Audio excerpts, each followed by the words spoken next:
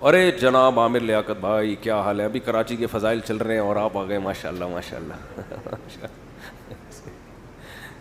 ماشاء اللہ، زبردست۔ اٹھا کے کراچی کو فوراً وفاق کے حوالے کر دینا چاہیے، فوراً وفاق کے حوالے۔ یہ آپ کے سیاسی لیڈروں کا کام نہیں ہے، ووٹ دے دے کے اپنا بیڑا غرق کروا، صحتوں کو برباد کر رہے ہو۔ اتنی غلاظت اور کچرے کے ڈھیر، کراچی بین الاقوامی شہر ہے، دنیا کے 5 بڑے شہروں میں سے ایک ہے۔ کوئی پنجاب سے رشتہ دار آ جائیں، مہمان آ جائیں تو کہتے ہیں یہ اس بھنگی خانے میں تم رہتے ہو، یہ تمہارا ہی ظرف ہے۔ اور تھوڑے دنوں تک ہمیں یہ بھنگی خانہ لگے گا، اس کے بعد ہم خود سارے کراچی والے بھنگی بن جائیں گے، کیونکہ گٹر میں رہ کے نا انسان کو گٹر کی عادت پڑ جاتی ہے، سمجھ رہے ہیں؟ ارے جناب عامر لیاقت بھائی کیا حال ہے؟ ابھی کراچی کے فضائل چل رہے ہیں اور آپ آ گئے، ماشاء اللہ ماشاء اللہ ماشاء اللہ۔ تو انسان کو گندگی میں رہتے رہتے کس کی عادت پڑ جاتی ہے؟ وہ حضرت حکیم الامہ نے ایک واقعہ نقل کیا ہے، نماز کے بعد بیٹھتے ہیں انشاءاللہ، جزاک اللہ۔ ایک واقعہ نقل کیا ہے کہ ایک بہو، ایک لڑکی کی شادی ہوئی بھنگیوں میں، تو اس کو شروع میں اس گھر میں بدبو بہت آتی تھی، ظاہر ہے وہ صاف گھرانے سے آئی ہے اور وہاں اس کو بدبو آتی تھی، بھنگیوں کے گھر میں شادی ہوئی۔ کچھ دنوں کے بعد اس کو بدبو آنا ختم، تو وہ اپنی ساس سے کہہ رہی ہے، آپ لوگ خیریت سے ہیں بھائی؟ پھر ملتے ہیں انشاءاللہ نماز کے بعد، تو اپنی ساس سے کہنے لگی کہ دیکھ میرے آنے سے تیرے گھر میں کیسی برکت ہوئی ہے، میرے آنے سے یہاں بدبو ہی ختم ہو گئی۔ اس نے کہا کم بخت، میں بھی جب یہاں آئی تھی نا کچھ دنوں تک مجھے بھی بدبو آئی تھی، اس کے بعد مجھے بھی آنا بند۔ تو یہ ہمارے آنے سے اس خاندان میں بدبوئیں ختم نہیں ہو رہی، ہم بدبوؤں کے عادی ہو رہے ہیں۔ تو کراچی میں اگر کسی کو چھینکیں نہیں آ رہی، کوئی بیمار نہیں ہو رہا، صحت مند ہے، تو یہ کراچی کی خوبی نہیں ہے، اس کا مطلب یہ اس گندگی کا عادی ہو چکا ہے۔ تو میں یہ عرض کر رہا تھا کہ اصحاب صفہ میں رسول اللہ صلی اللہ علیہ وسلم کو یہ طعنہ دیا گیا کہ ان غریبوں، ان مسکینوں کے ساتھ ہم بیٹھنے کے لیے تیار نہیں ہیں۔ تو آپ صلی اللہ علیہ وسلم یہ کر سکتے تھے عبداللہ بن مسعود، حضرت ابو ہریرہ، حضرت بلال حبشی جیسے مساکین کو کہ بھئی تمہارا اسلام میں آنا اتنا ضروری نہیں ہے جتنا عرب کے سرداروں کا، تو تم یہاں سے جاؤ، امکان تھا۔ قرآن کیا کہتا ہے؟ وَلَا تَطْرُدِ الَّذِينَ يَدْعُونَ رَبَّهُمْ بِالْغَدَاةِ وَالْعَشِيِّ يُرِيدُونَ وَجْهَهُ، کہ جو لوگ اپنے رب کو صبح و شام پکارتے ہیں، اے محمد صلی اللہ علیہ وسلم آپ کو ان کی اپنی مجلس سے دھتکارنے کی اجازت نہیں ہے۔ اور کیا بلکہ ان کی حوصلہ افزائی کی گئی، انہیں کہا گیا وَإِذَا جَاءَكَ الَّذِينَ يُؤْمِنُونَ بِآيَاتِنَا فَقُلْ سَلَامٌ عَلَيْكُمْ كَتَبَ رَبُّكُمْ عَلَى نَفْسِهِ الرَّحْمَةَ۔ ہمارے حضرت جب یہ آیت تلاوت کرتے، حضرت کی آنکھوں سے آنسو جاری ہو جاتے تھے کہ اللہ کے ہاں ایمان کی کتنی قدر ہے۔ فرمائے جب یہ لوگ آپ کی محفل میں آیا کریں نا، یہ مسکین صحابہ، تو یہ تو تانے سن کے آ رہے ہیں چاروں طرف سے، تو انہیں یوں کہا کریں کہ دنیا کی نظر میں تمہاری ویلیو نہیں ہے، لیکن جس اللہ نے مجھ پہ کلام کو نازل کیا اس کی نظر میں تمہاری بہت ویلیو ہے۔ کتب ربکم قل سلام علیکم، سب سے پہلے اے نبی آپ ان کو سلام کیا کریں کہ تم پر اللہ کی طرف سے سلامتی ہو۔ کتب ربکم علی نفسہ الرحمہ، اور تمہارے رب نے اپنی ذات پر تمہارے لیے رحم کرنے کو لازم کر لیا ہے، تم پر رحم کرے گا۔ وہ کیسے؟ من عمل منکم سوءا بجہالہ، تم میں سے اگر کسی سے کوئی گناہ ہو گیا،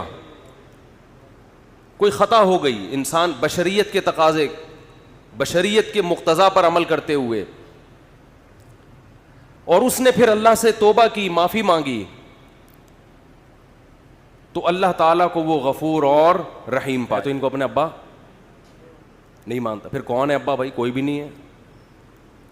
تو جس دن ابا کو پتہ چلے گا کہ میرا یہ فرما بردار بیٹا مجھے سرے سے مانتا ہی نہیں ہے, اب آپ بتاؤ باپ کو اس نافرمان بیٹے سے محبت ہوگی یا فرما بردار سے؟ وہ کہے گا یہ کم از کم مجھے مانتا تو ہے. لوگوں کی عادت ہوتی ہے ہر چیز کو ٹھوکر مار کے پوچھتے ہیں کہ یہ کیا ہے. عادت ہے نا, ٹھوکر پہلے ماریں گے پوچھیں گے کیا ہے. وہ بیچارہ غریب آدمی کانچ کے برتن بورے میں بند کر کے گلی میں صدائیں لگا رہا ہے. ایک سیٹھ صاحب جن کی عادت تھی ہر چیز کو ٹھوکر مار کے, ان کو نہیں پتا تھا اس میں کانچ کے برتن ہیں. تو سیٹھ صاحب نے کہا بھائی ذرا مال یہاں رکھو. ٹھوکر مار کے پوچھا کیا ہے؟ اس نے کہا ہے نہیں تھا. ہے نہیں تھا, اب نہیں. تو ٹھوکر مارنے سے پہلے دیکھ لیا کریں.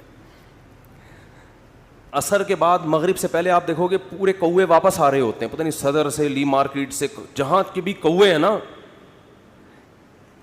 میں نے تو پہلے سمجھا تھا کہ سرجانی ٹاؤن میں کوئی ویکینسی نکلی ہوئی ہے کووں کے لیے. حقیقت ہے سارے یہاں سے ٹریولنگ کر کے جا رہے ہوتے ہیں. وہ ان کو کہیں وہاں شاید زیادہ کوئی مردار وردار پڑے ہوئے ہوتے ہیں, کچھ کچرا مچرا اور یہ سب چیزیں نا. تو کووں کو مخبری ہو گئی, کووں کو مخبری ہو گئی بھائی لی مارکیٹ میں مال ابھی نہیں ختم, شارٹ چل رہا ہے, ابھی کہاں مال ہے. صبح خالی پیٹ جاتے ہیں اور شام کو چھیچڑوں سے پیٹ ان کے بھرے ہوئے ہوتے ہیں. یہ اللہ کا بڑا فضل ہو گیا. ہمارے یہاں خواتین ہی پالتی ہیں, مرد کا کام ہے شیلٹر دینا, تحفظ دینا, خرچہ اٹھانا. 12 گھنٹے کبوتر بیٹھے گا اور 12 گھنٹے کبوتری. اب کمانے کا ٹائم کم ہو گیا, کیا خیال ہے؟ سے لینے آ گیا تو ماموں اس کو لے گیا, بولے تو ایک لوٹا بھر کے دکھا. پانی ہے نہیں, پانی کے پیسے لینے آ رہے, تو ایک لوٹا بھر کے دکھا. کہہ رہے بیٹھے بیٹھے لائٹ چلی گئی تو ماموں نے بلب کے رشتہ داروں کو گالیاں دینا شروع کر دی. بلب کے رشتہ داروں کو. تو اس کو غصہ آئے گا بھائی غریبی تو ضمناً ہوتی ہے. آج جو غریبی تھی نا, ذاتی گھر غریبی ہے, یہ بنیادی ضرورت نہیں ہے. گاڑی غریبی ہے, بنیادی ضرورت W11 میں بہت اچھی طرح سے پوری ہوتی ہے. ہم نے تو بھائی 20 سال W11 میں سفر کیا ہے اور اللہ کی قسم اب ترستے ہیں کہ W11 میں بیٹھے ہیں, لیکن اب شہرت اتنی ہو گئی کہ وہ بیٹھ نہیں سکتے. اب وہ W11 والا بھی اٹھ کے آ جائے گا کہ میں نہیں چلا رہا, میں گپ شپ کر رہا ہوں آپ سے. ورنہ عامر بھائی W11 کا مزہ آپ نے لیا ہوگا نا. W11 کراچی کی بہترین سوغات ہے بھی. G7 4L میں اللہ دشمنوں کو بھی نہ بٹھائے. جس طرح وہ چلاتا ہے نا اتنی بڑی بس کو, ہم تو جب بھی بیٹھے ہیں. آج کل لوگوں نے ہدیے رشتہ داروں میں دینا چھوڑ دیا ہے. بس عید بقرعید پہ کوئی کھانا وانا کھلا دیتے ہیں. بھائی بہن کو لفافے میں گڈی ڈالے, پکڑا دے, جلے گا. جب یہ دل جلے نا, اتنا صدقہ ہو کہ لکھ دیے. یہ جو دنیا کے پیچھے بھاگ رہے ہوتے ہیں تو سب کو پیسہ تھوڑی مل جاتا ہے. بہت سے تو وہی موت تک روڈیں ہی ناپتے رہتے ہیں, سڑکیں ناپتے رہتے ہیں, ہاتھ میں کچھ بھی نہیں آتا ان کے. فرمایا ملے گا اتنا جتنا اللہ نے لکھ دیا, تو ٹینشن لینے سے کوئی فائدہ نہیں ہے. تو ٹینشن نہیں لو بھائی.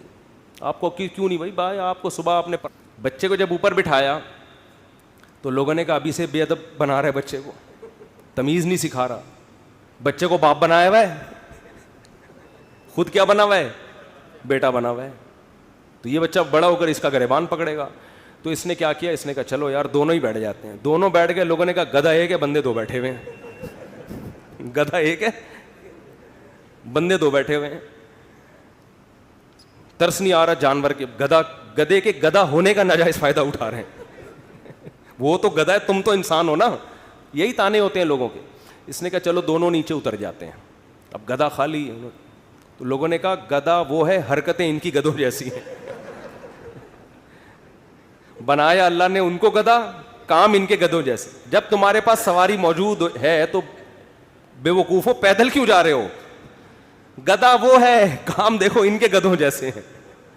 اس نے آگے اٹھا کے دریا میں گدھے کو پھینکا, بولا ایسے ہی ٹھیک. تو بے وقوف تھے.